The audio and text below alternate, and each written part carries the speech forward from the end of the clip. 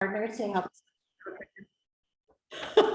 that Peggy, and we're so happy to have her today, and she's going to tell us a little bit about herself because that's all she wanted me to say. So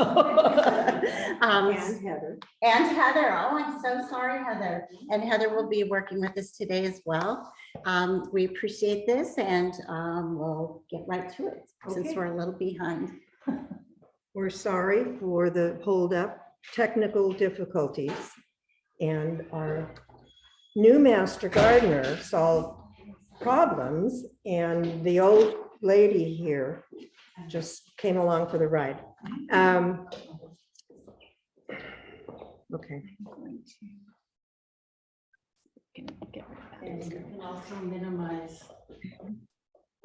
Click this little dash, Yeah. Right. Oops.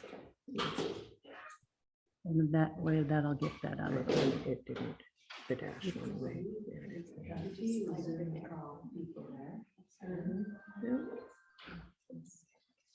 This is why I love having a mouse. It's tricky when. Is that better? That's fine. Okay. There we go. There we go. All right. So let's start with who master gardeners are. We are all over Placer County in lots of different venues. You can see us here online in the media, special publications. Did you get your handouts? If you didn't, you can go back to those. And if you are coming in by Zoom, they will be available when this recording is posted as a download for you, so you won't miss out on anything.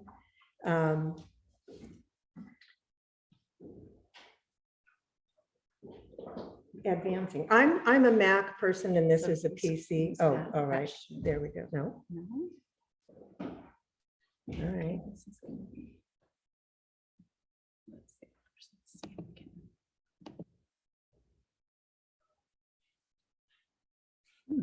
All right. Oh, it's going Backwards. There we go. All right, now let's see. Here we are. Master gardeners extend research-based information. We don't tell you what grandma taught us. We tell you what the research says. We present accurate information to home gardeners with the intention that you make your own informed decisions. We don't tell you what to do. We just tell you the facts, and then you decide what you want to do. I started with this slide, all the places where you can find us. And we are live at different events around Placer County. We have speakers by request, where if you're in a garden club or something, you can request someone to come and speak. We do workshops, farmers markets. We'll be at our garden fair in April, and we have a Mother's Day garden tour in May that we use as part of our fundraising. This is our Placer County website, pcmg.ucanr.org. It's on your handout. And I wanted to point out, this shows upcoming events, but I also wanted to point out the arrow there, that landscape plants in that gold bar, all of those are drop-down menus. And if you click on landscape plants, it drops down, and I highlighted 3 different articles that are available there that deal directly with pollinators and plants that pollinators like. So this is in cooperation with the Loomis Seed Library. A seed library? Are you kidding me? Yes, you can come into a lot of libraries. This is not just Loomis Library. It's not just California, all around the country. Seed libraries are a checkout area, usually within the library. You can take seeds home to plant, and then optionally you can return seeds at the end of the season. This is to take a sample. You don't come in and take 15 plants to grow your whole vegetable garden. This is maybe a tomato you haven't tried before, or I haven't done winter veg and maybe I want to do that. So there are drawers. This is some of the libraries that exist around the country, from ginormous to a little lunchbox that's been repurposed and has seeds in it. This is actually the Loomis seed library here on site. The drawers hold the seed packets, and it is now holding the spring, the warm season plants, so you don't get confused and take home broccoli and kohlrabi and things like that now that are going to go, oh, it's too hot, I'm not going to grow. So we help you. You sign out the seeds, you enter your information, you can take up to 5 packets. That should give you a good selection, and leave your name and the packets that you chose. And then you can return seeds. You have to remember, if you choose to take seeds that are community donations, that you may get a Franken plant, because if somebody had squash and pumpkins and other things in that family, those pollinators that help you may have cross-pollinated things. So the zucchini won't be zucchini, it'll be zucca squash or zucca melon or something like that. Now, let's get back to what we're doing here today. You have 3 things that you could pick up at the table: the resources page, a bookmark, and Tithonia seeds. And in addition, there's a correction to the resources page because we found a couple of inactive links and updated them and added a couple more that we couldn't live without. So let's look at the garden. Think like a pollinator. You look at this and you think, oh, it's just a field full of stuff. But there are lots of places for pollinators to live, to feed, to burrow in the soil down at the bottom and raise their young. So this really is a place that pollinators would like to be. So if you have a weedy yard, you can just say, well, that's pollinator habitat. You can see this has really very little to attract pollinators, and to my way of thinking, to attract people, but I won't say that out loud. If we cut lawns in half nationally, we could create more than 20 million acres of new habitat. That's greater than all the major national parks combined. Doug Tallamy, 2 of his books are on the table there. He's written 5 or so books now. You have 3 of them here. Oh, I do. Okay. That are all about planting for critters, not just people. I know my husband loves to mow the lawn. It happens. But you can create a garden that's attractive to humans and to provide habitat. So let's look at an agenda. We're going to look at who are the pollinators. And then we will look at why do we need pollinators? What is pollinator habitat? How can I attract pollinators? And plants, plants, plants. Raise your hand if you like plants. How many of you are in the PAA? Plant Addicts Anonymous. She said she's a plant addict. Welcome, TC. So here is a list of who the pollinators are: bees, wasps, beetles, flies, hummingbirds, butterflies, moths, and bats. But moths are nighttime pollinators, so their pollination services are more limited. They tend to like white or light colored flowers. Bats do pollinate, but not in Northern California. So we discount them as pollinators in our area here. So there are bees. How many of you know honeybees? We all know honeybees. How many other kinds of bees are there?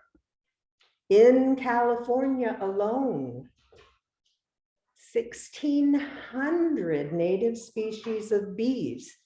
75% of them are solitary. Honeybees live in a hive and they will sting you if you threaten their hive. Most bees are solitary and they are much less or not aggressive at all. They are cavity nesters or ground nesters. We'll see that in a minute. 10% are social. The bumblebees do share a hive. And then cuckoo bees. I love that name. They lay their eggs in other bees' nests and let the other bee take care of them. So here are bumblebees, digger bees, and cuckoo bees.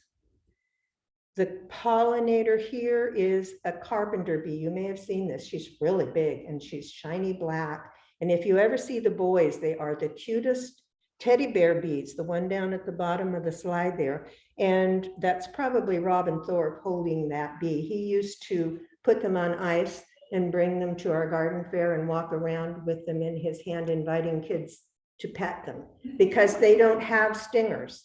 The stinger is a part of the female egg laying apparatus. But these you don't want to use insecticide on. If you get carpenter bees, there's a list of an article on your resources about how to manage them without killing them. They have merit. We don't want them boring holes in our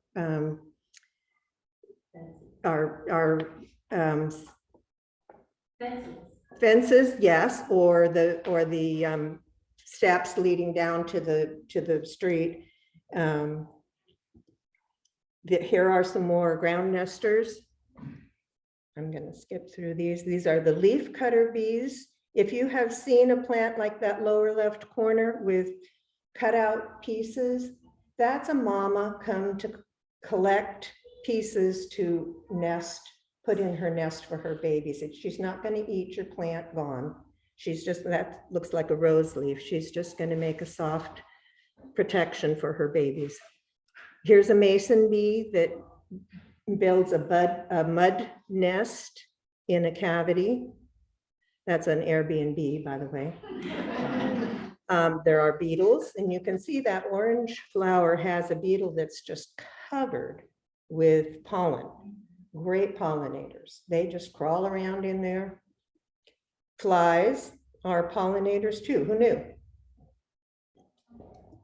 Now, if you want to know how to tell a bee from a fly, here's a quick little lesson. 2 pairs of wings, and the wings are closed. The one on the left happens to be a honeybee. You can see the wings are closed over her back. The fly has 1 pair of wings and keeps its wings spread out like an airplane. Now we'll go on to hummingbirds. There are 5 that are endemic to Placer County. Anna's hummingbird is a year-round. In fact, I had one coming up to my hummingbird feeder last night and it was empty and I felt so guilty. I made syrup right then. Allen's hummingbird, the rufous, the black-chinned, and Costas are the 5 that we see here. You can see the bird on the top right has pollen on her face. She's there to drink nectar. She doesn't collect pollen, but she gets pollen. Well, she does collect pollen. Anybody who gets their face in the flower is going to, next time they go to the next flower, leave some there. And the hummingbirds prefer the trumpet-shaped flowers. The one on the top left, her tongue is hanging out there. She sticks that right down inside. Okay, and butterflies are accidental pollinators because they do not collect pollen. They just drink the nectar, but they do get pollen on themselves. Here's the California state insect. I had to point this out. It's called the dog-faced butterfly. If you look on the left, you'll see the male, and it looks like a poodle's face turned sideways. And we have a large area up along the Bear River that has the host plant for this butterfly. And it's one of the largest areas that these butterflies will populate and raise their young. Here's the monarch butterfly, and I put on here, it's the canary in the coal mine. You may be aware that monarchs have seen a very sharp decline. There's an article in your handout that talks about monarchs. And there are some other butterflies that have adopted the same color patterns as a monarch, because monarchs eat milkweed that is toxic actually, but not to them. And it tastes really bad. And so predators will avoid the orange and black butterfly. And so if I'm orange and black or wearing my orange and black costume, I'm going to be safer.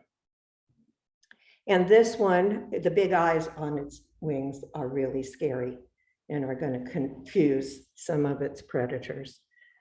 So now we're going to skip to part 2, and I'm going to turn it over to Heather and let her continue. Thank you, Peggy. Let's see if I can switch over to my PowerPoint. Let's see, where do I find this?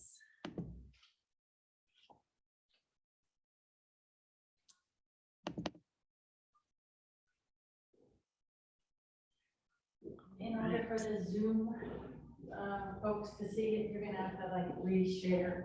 Oh, okay. Let's see. It says I'm screen sharing. So then say stop share Stop. and then start share. And whichever one is your part This 2 one right there, here. and then hit the share button Okay. and from then- beginning.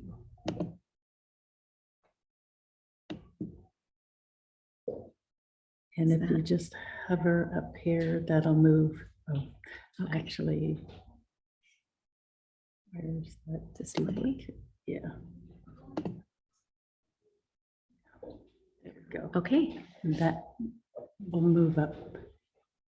eventually. Yeah. Okay, all right. Well, thank you, Peggy, for introducing us to our pollinators. My name's Heather Brown, and I am a first-year Master Gardener for Placer County. And I am really excited about this topic that we are sharing today.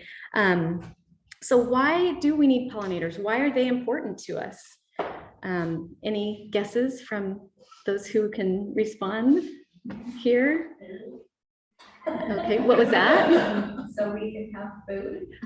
Exactly. Okay. Pollination is actually, it's crucial to life on Earth. Without pollination, we can't exist.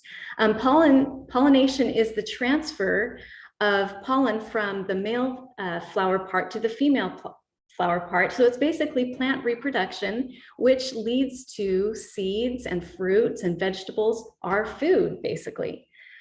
And this is a great example here of why we need pollinators. The picture on the left shows the work that they do for us. It shows what we get to see each time we go to the grocery store. All of the variety of produce is because of these pollinators. The one on the picture on the right is when they took off the shelves all the fruits and vegetables that we wouldn't have if we didn't have our pollinators doing the great work that they do. And just to list a few of the favorites that would be missing from our lives are apples, avocados, broccoli, cantaloupe, carrots, celery, cucumbers, cauliflower, leeks, limes and lemons, mangoes, honeydew melon, summer squash, zucchini, and on and on. There are so many that we would be missing out on. Over half of those that were on these shelves had to be taken off because pollinators do that work for us. So they pollinate 75 to 90% of all flowering plants, and that's 180,000 plant species, which includes 1,200 crops, and they are responsible basically for 1 out of every 3 bites of food that we take. So they are really helpful to us. We couldn't survive without them. And we can't forget this tiny little chocolate midge, which is responsible for pollinating all of the chocolate that we ever eat. And I know there are a couple of people at my house that would be very disappointed if there were not such a thing as a chocolate midge. So we really need these pollinators.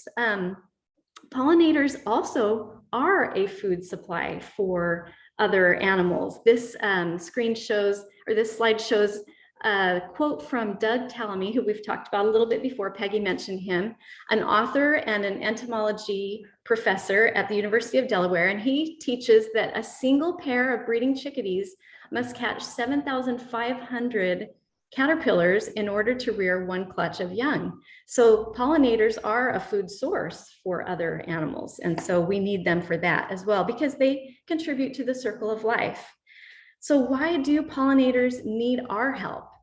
What's the problem? Peggy mentioned the decline in the monarch population, but you've probably all heard about bees, population decline. And some of the reasons for this decline is because of habitat loss. All the development of land that's been happening for homes or businesses or roads, we're taking away their habitat by doing these things.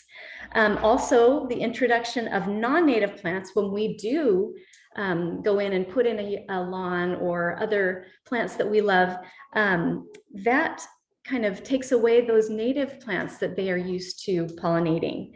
Some of the pollinators need specific plants, like Peggy mentioned. And so if we take those away, then they're not available anymore. Sometimes the non-native plants might lure other pollinators away from more nutritious plants that pollinators would get better nutrition from. And then climate change might entice pollinators from warmer climates to come north, and that might displace some of the pollinators that are in that area. And then they deal with pests and diseases. And then pesticides are something that just are really killing the pollinators off. And pollution, of course, does not help them either. So after hearing this list of challenges that the pollinators experience, does anybody else feel kind of hopeless for them? I know I do when I think about this. But I hope that maybe today, while we're talking about these things, we can consider even just one thing that we could do to help out these pollinators that do so much work for us, and to welcome them back into our space. So what can we do to help? Let's take a look at some things that we can do. We can provide habitats for these pollinators. And a habitat is the place where a plant or animal lives. And there are 4 parts to a habitat, 4 things that organisms need for a habitat to be welcoming to them. They need space, shelter, water, and food. And so for space and shelter for pollinators kind of goes together. Much of the land that has been developed in the past or recent years has taken over the natural habitats of pollinators, but we can find ways to share our space with them with a little bit of thought. We can leave a portion of our space wild. And it might mean that we have to kind of look at things a little bit differently. We might have to have a little change of how we think about our space. But if you can leave a small space of your yard or your property unmulched, that might provide some nesting sites for those ground nesters that Peggy was talking about earlier. And maybe consider leaving a dead tree trunk or branches for those that might be able to, or those that are wood nesting. And then if you don't have the space to do leaving a dead tree or something, then make your own little welcoming space for some of these bees by taking just a scrap piece of wood and drilling various sized holes about 3 to 5 inches deep, and that will welcome them. And then also consider leaving some debris in this area that you're leaving wild, because the pollinators will sometimes be able to get in there for protection, and it could provide pupation sites and also maybe an overwintering spot for a bumblebee queen. So if we can just think of these as wild areas and not weeds, then we can change our view of things. I love this quote that was shared about Walt Disney when he was preparing to open a theme park. that there was an area that had not been weeded and cultivated. And he said to the people that were taking care of those, he said, what do you mean we can't get rid of those weeds in time? Then go over there and put some fancy signs with Latin names in front of them. So we just have to kind of change the way we look at things sometimes to see the beauty that is there.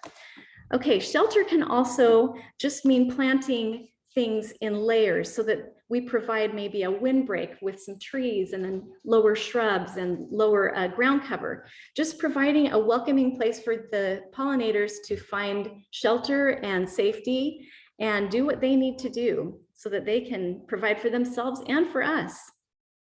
Okay, the next thing they need is water. And I don't know how many of you are pool owners. If you are, raise your hand. But how often do you go out to the pool and see there's another wasp or another bee that's in the water that didn't make it? They can't swim. They need shallow water. And so if we can, as pool owners, just put a few noodles out in the pool, it might provide a little spot for them to land and access the water and save a few of them. But if we can provide places like this little slide shows, it's a shallow space that someone has maybe used an old bird feeder or a little, the base of a pot to put just a little bit of water and some rocks and pebbles in there.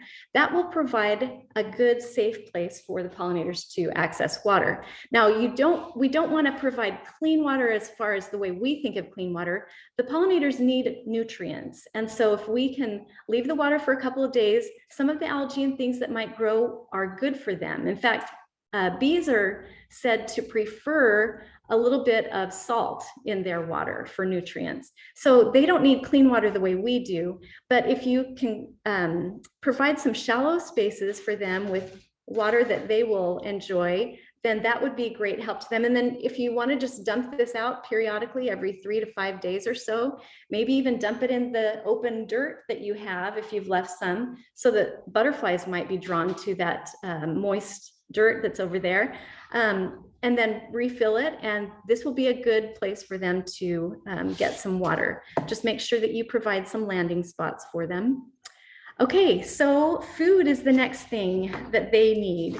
And this is really where all the plants come in.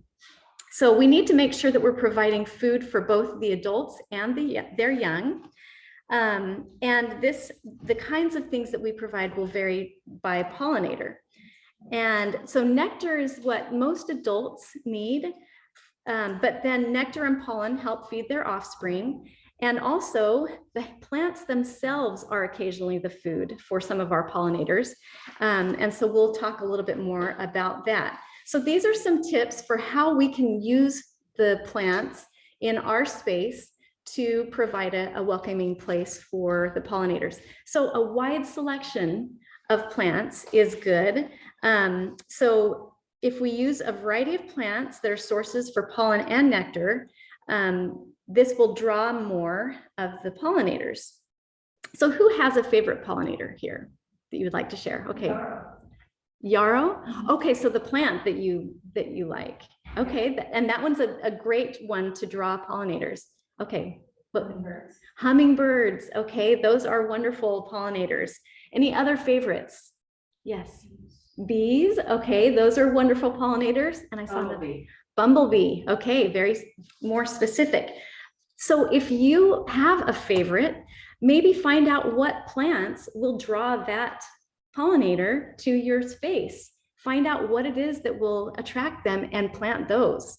Okay, so let's start with our hummingbirds. They have favorite colors that you can see listed up here. And Peggy already mentioned the kind of flowers. They need tubular shaped flowers because of the way their beaks are, and their tongues access that nectar. And so they don't need a place to land. They hover to collect their nectar.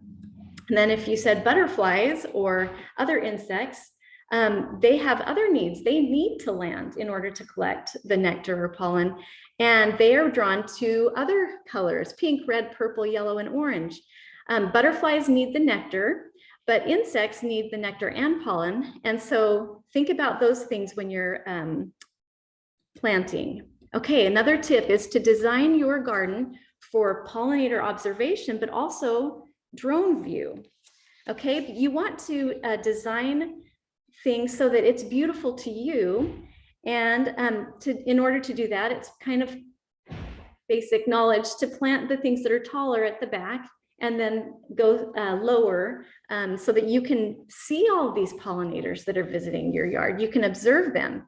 And then also think of the pollinators themselves. They're not seeing it from your view. They're flying overhead looking for sources for food. So if you think kind of like a patchwork quilt, blocks of color, bunches of the same color, that will draw them in. And then you want to also plant in the sun.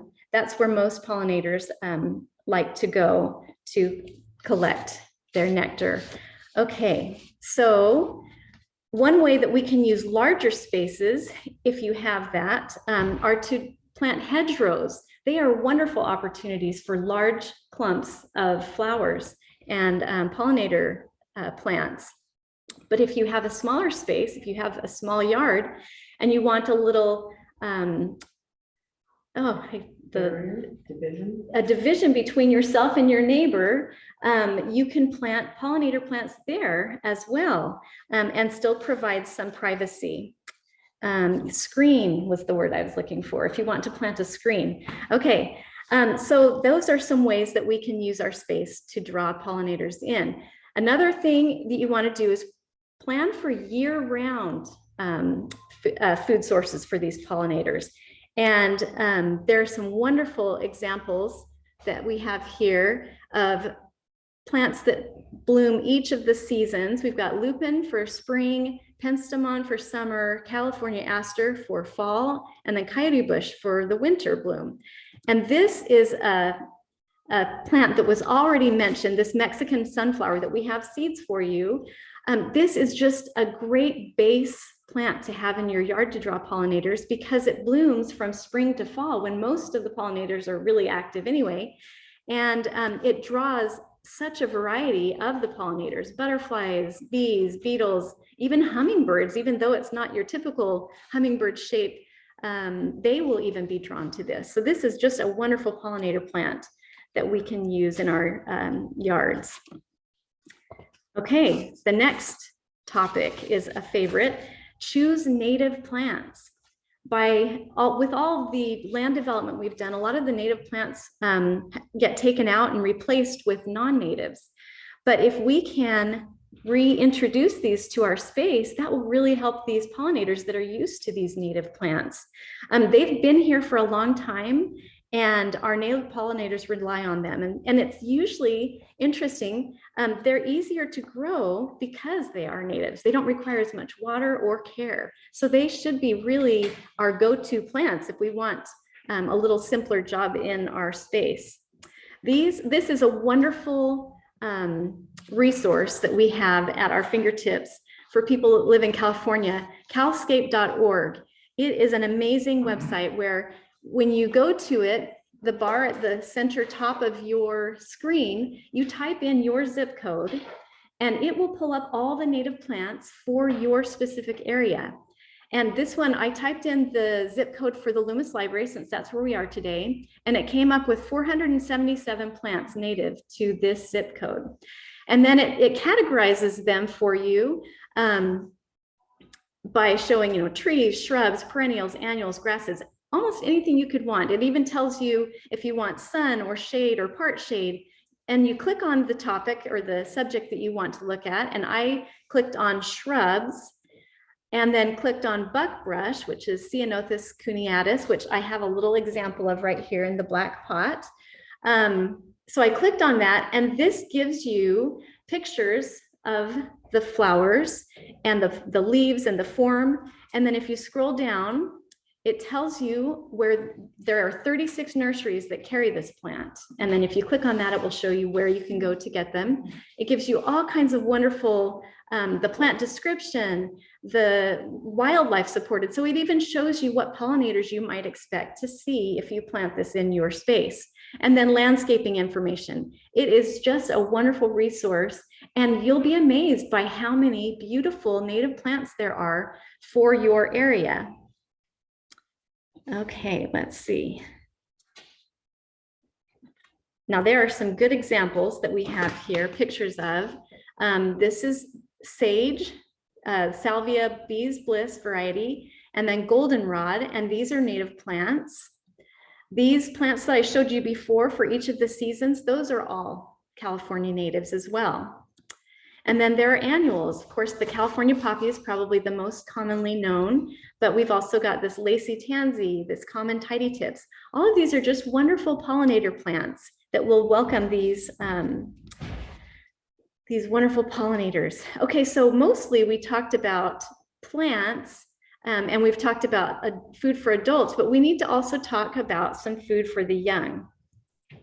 The babies of our pollinators need food as well. And in the case of caterpillars, it's not the nectar or pollen that they need. The plants are what they eat. And so the adults lay eggs on the plant and the plant is the food. So this might be another instance where we have to kind of think of things differently. We have to be okay with a little bit of nibbling on our plants for these baby pollinators. The plants are used to this, and so they will recover from it. They'll usually come back the next year if they really are eating a lot that year. But some caterpillars, and I believe Peggy already talked about this too, some caterpillars will only eat one kind of plant. And so we really need to look out for those. Monarchs are one of those, but also this pipevine swallowtail. The Dutchman's pipevine is the only plant for the caterpillars. And there are some, there are some pollinator caterpillars that aren't quite as picky, but some will only eat one kind of plant. And so we want to make sure that we provide those plants for them. Okay, finally, the last tip for planting and what we can do in our yards to welcome these pollinators, and that is to eliminate or reduce pesticide use. Because if you think about it, the pesticides not only kill the targeted pests, but they also affect the pollinators themselves. And sometimes it's even worse for the pollinators because they're going from plant to plant. And so they're experiencing higher doses of the pesticides and also a bigger variety of them than the pests that are just staying on a plant and being targeted. So some things that we can do to help us with the pest management. We have another great resource here, and this is the University of California Integrated Pest Management website, which really helps you diagnose what is eating my plant. What is the problem? What's going on? And so it helps us to eliminate using pesticides that we really don't need to use. If you click on the Home, Garden, Turf, and Landscape Pests bar, then it takes you to another spot to help you narrow things down. And you can click on, is it flowers? Is it the fruit trees that I'm having trouble with, the lawns, or the trees and shrubs? And then at the bottom of this little section of the page, it shows us some alternative methods of dealing with pests and things that we can do to take care of our plants without harming our pollinators. Okay, there are a couple of pesticides that I just wanted to touch on. Neonicotinoids are a pesticide that we really want to be careful of because they are persistent. They last for a long time, for up to 2 years, and they get into the plant tissues. So it affects not only the leaves or the branches, but it gets into the pollen and the nectar. And insects are killed by this when they eat them, the plants, but also the pollinators that attract or that collect the nectar and the pollen are harmed by this as well. Another one to avoid, oh, and I was just going to say, be sure that you ask when you're buying plants at the nursery to see if that is something that if the plants that they sell have been treated by this, because that's going to persist in those plants that you're taking home for a while, and you don't want to affect the pollinators by purchasing those and planting those. Okay, another one that we want to avoid is Bt, and it's a bacterium that targets caterpillars. So it is a little safer because it's not harmful to humans or beneficial insects, but It doesn't just target the caterpillars or worm that you don't want. It will kill all of the caterpillars, any caterpillar or worm that eats that plant. So you want to be really careful. So we've looked at lots of different ways that we can help out our pollinators and try and provide them the really happy habitat that they need, because they deserve that. But there are other good reasons for wanting to have pollinators around. They are just beautiful and interesting to watch. We might, by doing some of these things, help to preserve a species. And then, I don't know if you've ever been out in your yard or garden or space and been drawn to some of the pollinators that were there. These are a couple of pictures that I took in my yard of some pollinators that I saw, and it just makes you want to be out there even longer because they're so fun to watch. So I think that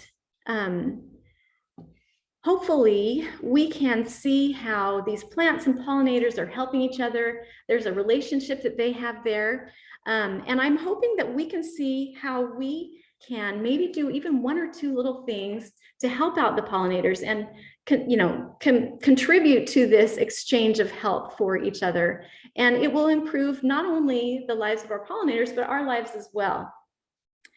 Now I have here, okay, so these are some of the book resources that we've got over on the table. There are additional ones over there, it looks like, that are just really good resources for learning more about how to welcome pollinators and provide space for them. And those books are on the resource list. Oh, good. Okay, so those are on the resource list. And it's interesting, actually, talking about the books. I've been able to just go onto an app that I had on my phone, a library app, and just borrow some of these. So they're very accessible. They're really easy to get to. And one of them I could even listen to. It was an audiobook. So it's just very fun to learn more about these things. And then these are some updated and additional resources, which we have also on the table over there. And are there any questions? And I will defer to some of my Master Gardener friends. Yes. I have it, just to be sure, if someone here in the audience asks a question, to please repeat it so the folks online can hear the question. Okay. Before you do the answer. Okay, Thank you. awesome. We will do that. So any questions that you have about pollinators or how to welcome them? Yes. I have a question, but I want to caveat if you don't know the answer, I don't want to get in trouble. I'm just curious to know, because in Roseville, we have the goats that go through and basically clear out the open space. What is that doing to this? You know, we're talking about that. Like, I hear it's a good thing, but then I wonder now after what I hear here, they got to be eating the plant life, right? So Okay, so the question was, this is a Roseville resident, and in Roseville and some of the surrounding areas I've noticed as well, there are goats that go through and graze. And he's wondering if this is harmful to the native plants in our area. And I don't know the answer to that, but that is something it's a great question, and we can look into it. Peggy has a resource here, so we can have a ask. hotline and somebody can do research. My gut answer is that it is going to impact the plants, but I don't know what kind of grazers goats are, whether they eat something totally gone or if they're more selective. They're not grazers, they're browsers, I actually know. Oh, thank you. Okay. I grew up with them.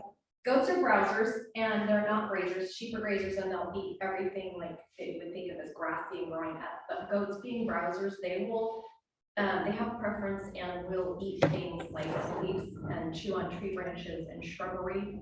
But what's nice about them is they're one of the few animals that will eliminate star thistle in a field, which is a noxious pest. I mean, they totally will, whereas other animals won't do that. And I don't know the answer either, but my gut thinks that the vast majority of people out there want to live in a bug-free world, and it's the way lesser of the evil compared to just mass spraying, like I've seen them do on highways and places where I am. So That's would important be, to mention. I know in regenerative agriculture, they're used to actually heal the soil so that the plants do better. Yeah. Short-term, quick graze, and it does something for soil recovery.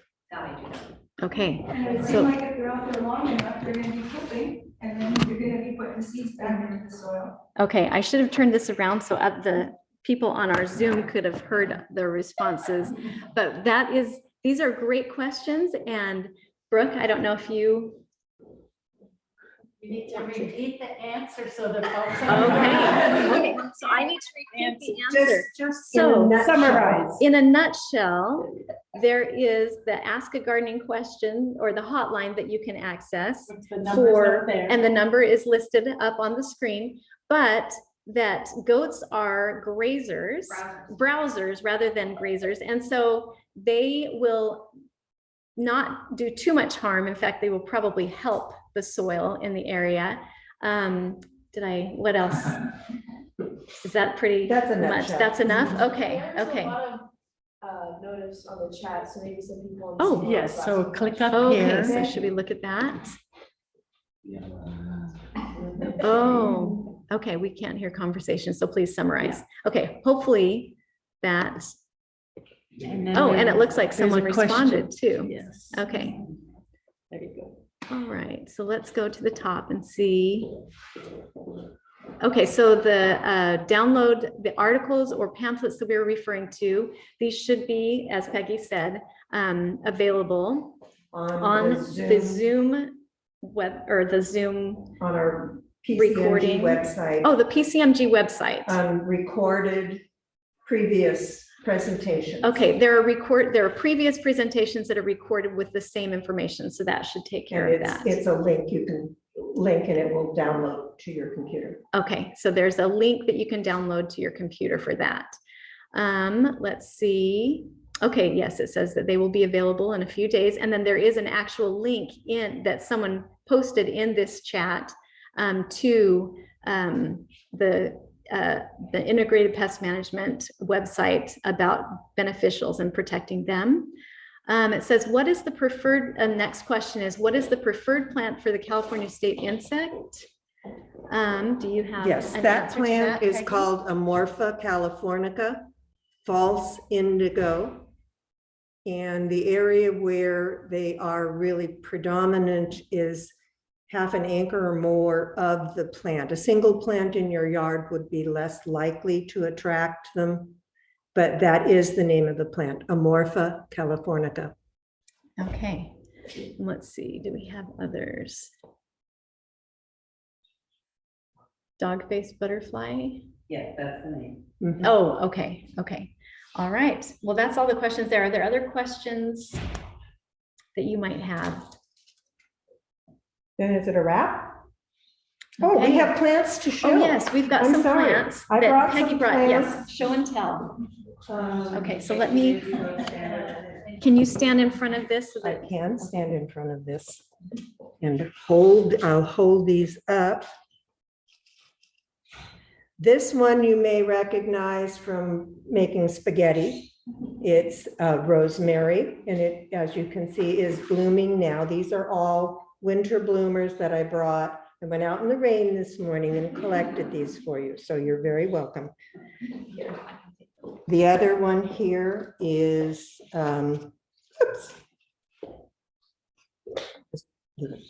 black sage, which again it's trying to bloom. The weather has been freezing here, but these are blossoms that are just about to bloom. And it was blooming maybe 3 or 4 weeks ago from the fall bloom. So it is a long time bloom. This one is called Erigeron or fleabane. It's seaside daisy, and it blooms pretty much year round too. One more here is germander, turtucrium is the botanical name. And again, it has started blooming maybe a week and a half or 2 weeks ago. It comes in different sizes. This one is a shrub. It gets to be about 4 feet tall, but they come in smaller varieties too, if you have limited planting space. And then the last one here is called Ribes sanguineum. I forget the common name. Flowering currant. Flowering currant. And it started blooming about a month ago, and it starts with small, but these have been lasting for a month. And the bush is 4 feet tall and 4 feet wide, and just a mass of these beautiful blossoms. So they please me, they please the pollinators. Thank you. What else? I think that's it. I scrolled to the bottom, so I think that's all. Thank you. Thanks so much for your patience today too. As we Yes. started a little late, so. You have a wrap? I do.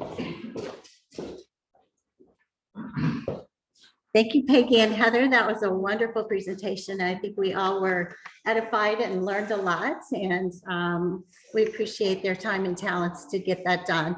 I neglected to, at the beginning, bring your attention to this flyer that is sitting on our table announcing that there will be, it's called Supporting Honeybee Health. It is this Tuesday, April, oh, excuse me, it is not. It is Tuesday, April 18th, not March, from 6 to 7, and it's a guest speaker, Elena El Nino, who is an associate professor at the Cooperative Extension at UCD, and she'll be giving us some here, in person here. So that will be a wonderful event to be able And to that's attend. University of California at Davis. Thank you. For Thank not- you. Yeah, not any other university that I may have failed to mention. So thank you again, and we would really encourage you to fill out the evaluations that are sitting on the back table. And thank you again for your patience and attendance at our meeting today. She's going to be here. I wasn't clear either. Thank you for clarifying that.